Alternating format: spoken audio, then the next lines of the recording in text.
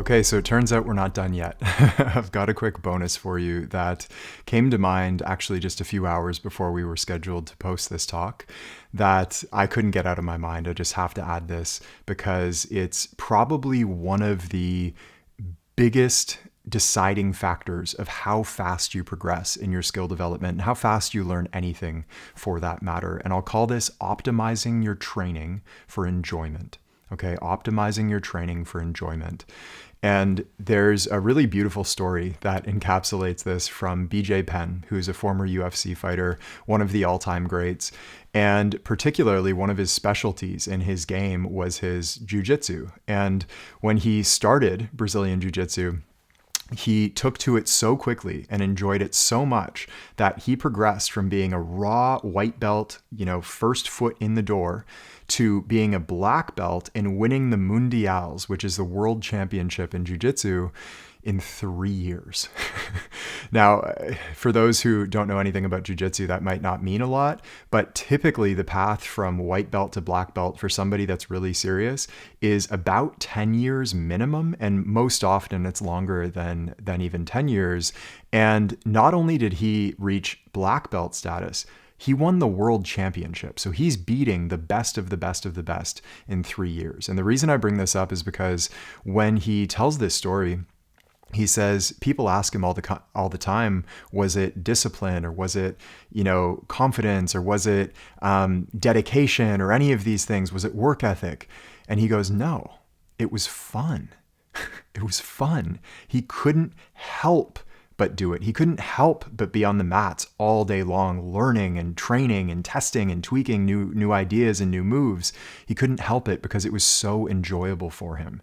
And that state of enjoyment is really one of the deeper meanings of law number 7 in the deep game. And the law number 7 is the law of mastery, of course, which states the game rewards the player who needs no reward other than the game itself. In other words, the more that you deeply enjoy the process of your training and of learning whatever skill you're learning, the more open your mind is going to be to receive that training. It's almost as though your mind becomes like an open sponge to soak up all of this information on a much deeper level. Whereas if you're kind of forcing yourself to do things that you don't really enjoy in your training, which is sometimes necessary, and I'll get into some of the nuances here in a moment, because you've got to be careful with this, of course. But if you're forcing your mind to, or forcing yourself to do things that you absolutely hate and you dread going in there and you don't want to do it day after day, it's like a dry sponge that can't absorb any water. You're not actually going to be fully utilizing that training and downloading it into your system, so to speak. Now, the very first thing that's going to come up, I know, is, well, we all have to do things that we don't like to do. We have to push through discomfort and challenge ourselves. And yes, of course, okay, of course, you need to do skill work. You need to be working on your jump shot, on your handle, on your scoring moves. You need to get in the weight room. You need to be doing some form of conditioning, even if that's just playing full court. There are basics that have to be covered. We need to be doing deep game training, so some form of meditation and all of the practices that we speak about in these talks and in the program, all of that's necessary. But within those larger categories, there are so many ways to train that there's really no excuse not to be doing training that you deeply enjoy. And I had a friend over here, one of my closest friends, who has been getting into knees over toes training, which I actually am a huge fan of.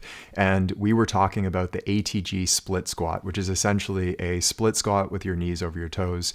And he was saying to me, it just doesn't feel right. I don't like it. I don't look forward to it. Like my body doesn't feel good after I do it. Maybe I'm doing it wrong.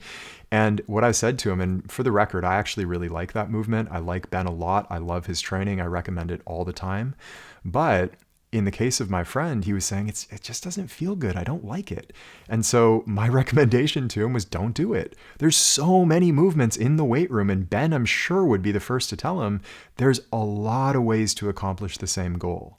So as long as you're focused on the goals that you need to accomplish within your training, there are infinite ways of getting to those goals. And so optimize your training and the work that you're doing in all aspects, for your enjoyment of it. You should be ideally designing training that you're looking forward to. That doesn't mean you're like bouncing into the gym absolutely overjoyed every single day. There's days where you got to discipline yourself and just, shut up and do it. And we all have those days. But more often than not, you should be enjoying your training. And the first time I mentioned this principle, I was met with a Muhammad Ali quote from one of our players. And he was like, well, Muhammad Ali had that famous quote that said, and I'm paraphrasing here, I'm going to butcher the quote because I don't have it written down, but it's something to the tune of, I hated every second of training, but I reminded myself, suffer now and live the rest of your life as a champion. So he's implying that he hated every second of his training. And I can't say for certain, of course, whether or not that was true, but I will offer to you, study Muhammad Ali's life, okay? If you haven't studied Muhammad Ali's life, you cannot take what he says too seriously. I have studied his life. If you read through his biographies, he said wild stuff throughout his career. And he was actually quoted once, I forget the exact percentage that he said, but it was something to the tune of, when a reporter asked him in private, and this is in his biography, Ali, the reporter asked him, how much of what you say is actually true? And he kind of giggled and winked, and he's like, yeah, probably about 25%. He said the craziest stuff. And if you go back through everything he said, a lot of it was for effect. And a lot of it, just had this huge charismatic personality, and he would say whatever sounded best in the moment.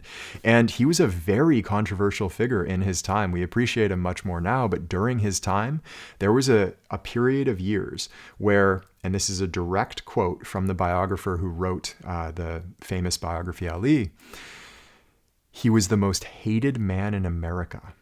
All right, believe it or not. So you've got to go back and do your research here. So I know people are going to meet me with that Muhammad Ali quote, and I will just say, study Muhammad Ali's life, because he said a lot of stuff. And I find it really hard to believe personally that if he became as great as he truly was, and I do believe he was great, one of the greatest athletes in history, perhaps the greatest, I find it really hard to believe that he actually hated his training, okay? And whether or not he did, it's much better to love your training. It's objectively better, because your mind and nervous system, your entire being is going to soak up that training on a much deeper level. And you know this to be objectively true if you just look at your own life. What are the subjects in school that you do best at? What are the ones that you excel at the fastest? Well, it's the subjects that you enjoy, because you go in with an open mind, looking forward to learning the information and receiving it fully and contemplating it and exercising it, rather than the subjects that you go in like, oh, okay, I've got to do this again. All right, let's just get through it. Those are the subjects when you don't tend to retain the information too long. You do the exam and then a day later it's like out the back door. Whereas there are probably subjects for you that you have deeply loved that, you still remember some of the information to this day, years later. And that's true for most people. So optimize your training and your learning, and ideally your entire life for enjoyment. Yes, of course, there's goals that we're meaning to accomplish through our training and through all of the work that we do. There's objectives that we have, and we have to show up and do the work. But the form that work takes specifically, the specific exercises, the specific drills, the specific sequences, and the design that you yourself create for it should be optimized for enjoyment, assuming those objectives are being reached through the methods that you use to reach those objectives. I know this is a bit of a mouthful here. So I had to add that in. Okay. Remember the story of BJ Penn. Was it discipline? Was it work ethic? No, it was fun. It was fun. And frankly, going from white belt to winning the world title in Brazilian Jiu-Jitsu in 3 years is absolutely obscene. That's one of the craziest things I've ever heard of in sports, frankly. And it was fun. It was fun. That's the reason why. Okay. Kobe will say the exact same thing. If you go back through and study, he said, there's nowhere else I wanted to be. It didn't feel like a sacrifice. It didn't feel like the hard work that everybody said it was. To me, I just didn't want to be anywhere else. So optimize your training for enjoyment. You will learn everything so much faster. And this is such an important principle that I just had to add it here. I know we've added like an extra 10 minutes to this talk, but I hope it was worth it for you. Please, please, please make sure that you're doing training that you love and optimizing it for your enjoyment. So that's it. We're done here. Can't wait to see you in the next one. And be sure to reach out. Of course, I know I said this before, but reach out if you have any questions or comments, or just want to give any feedback on your results with any of these techniques. I'd love to hear it.